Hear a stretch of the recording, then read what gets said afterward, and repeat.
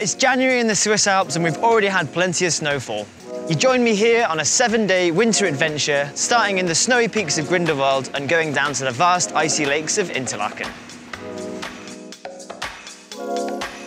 I'm starting my trip in the Jungfrau region, which is named after the iconic peak you can see from miles around.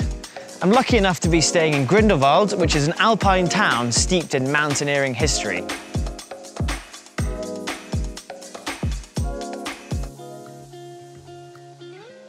This morning we started our day at the Jungfraujoch, which is the highest train station in Europe. At 3,545 meters, it's an amazing viewpoint down the Aletsch Glacier and also at the other mountains like the Jungfrau and the Monk.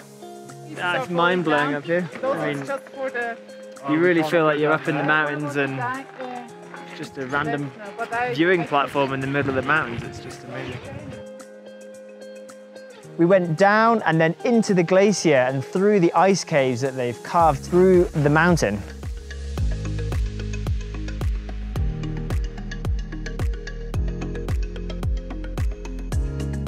So from there we headed down and we grabbed some Velogemmels, and these are really historic bikes from the region.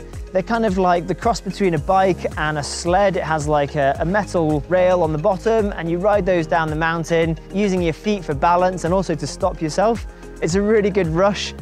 They've actually set up a night ride course for these Velogemmels and we're going to ride down in the darkness, so that should be a really fun experience as well.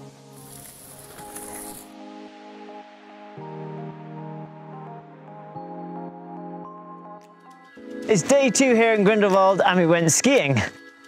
This morning we jumped on the Eiger Express, which is the new cable car from Grindelwald all the way up to the Eiger Gletscher station. That new cable car saves you around 30 minutes getting up, so it's a great addition to the ski area.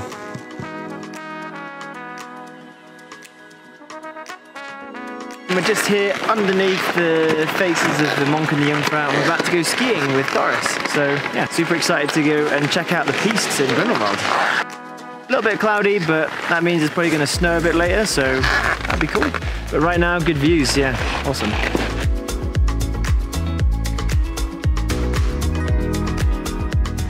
For me, I've been here plenty of times during the summer, but I've never skied here, so it was really great to check out the slopes and see what the skiing's all about. The pistes are super well maintained, well marked, and there's a really nice mix of high alpine skiing and also skiing lower down in the forest for if it's snowing a little bit, for example, like it is now. So we stopped for some lunch in Klein Scheidegg, and that's kind of the hub of the ski area here. Back in the day, the guys used to stare up at the north wall of the Eiger before they'd climbed it back in 1938.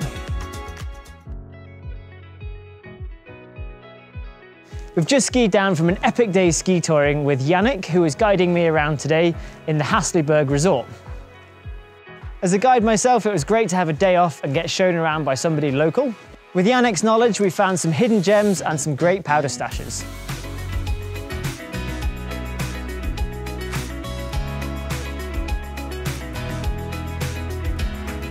This area offers some great terrain options, so even if you're a beginner ski tourer or more advanced, you'll definitely get a really good day out here.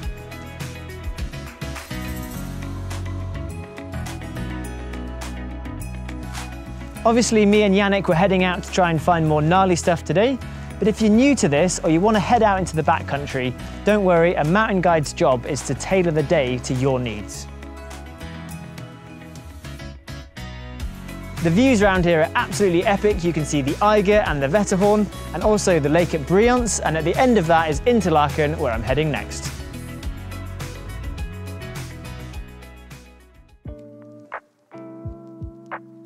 Today I arrived in Interlaken, deemed the adventure capital of Europe.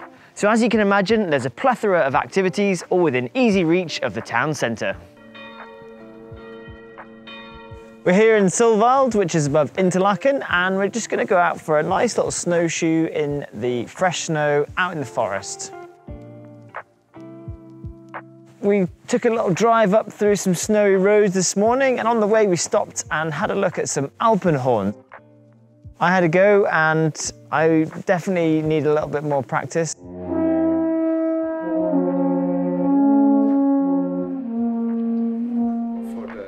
For a beginner, it's very good, yeah. Yeah, great. That's all I wanted. We're meeting up with our guide Alan from Outdoor Interlaken, and he's going to show us a little loop in the forest, and we're going to get away and experience the nature. So snowshoeing is a great way to get out into the backcountry, get away from the lift. You don't need any special skills or anything to be able to do it. You can pick it up really quickly and easily. A set of poles is useful for a bit of balance.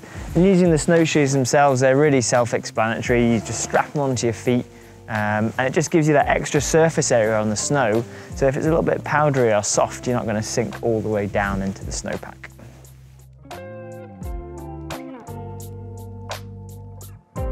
Right now we're just getting to the top of our line. I've been assured that it's going to be entertaining trying to go down the deep snow later, so. Yeah.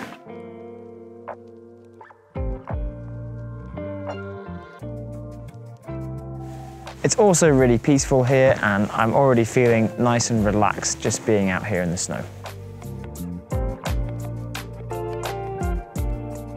After a cosy fondue, we've headed down to the centre of Interlaken and we're checking out Ice Magic, where the crew is going to come ice skating with me. Come on guys, let's go.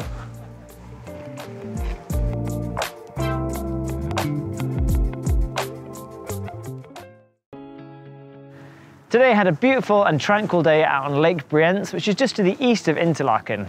We headed to high tide and I met up with my guide Dave, who showed me around onto the lake. I was really impressed with the kayak school that they've got there, super modern gear and also really friendly and professional service. It's super close to Interlaken, you can get there really easily with a short walk or a short drive. The views and scenery on the lake were spectacular. It's a really unique viewpoint for seeing the surrounding landscapes. We were lucky enough to even have a little bit of fresh snow around on the ground, which really made it feel like deep winter.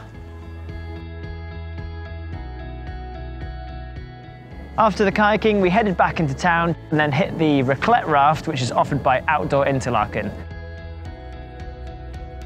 Alan was back and showing off his skills as a raft guide this time, and also raclette connoisseur.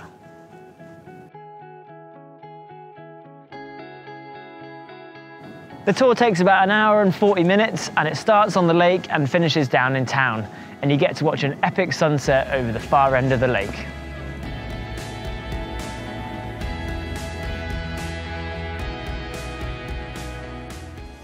So it's the last day of my trip and I'm going to go for a skydive. It's going to be really amazing to see the mountains from a different perspective, way up there at 4,000 meters, jumping out with 45 seconds of free fall. I'm sure it's going to be pretty exhilarating. Well, next time I jump out of this plane, it'll be 4,000 meters. Ah!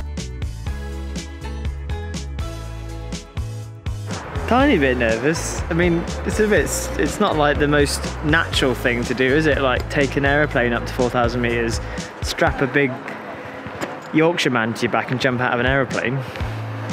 But it'll be alright, won't it? I'm in safe hands here.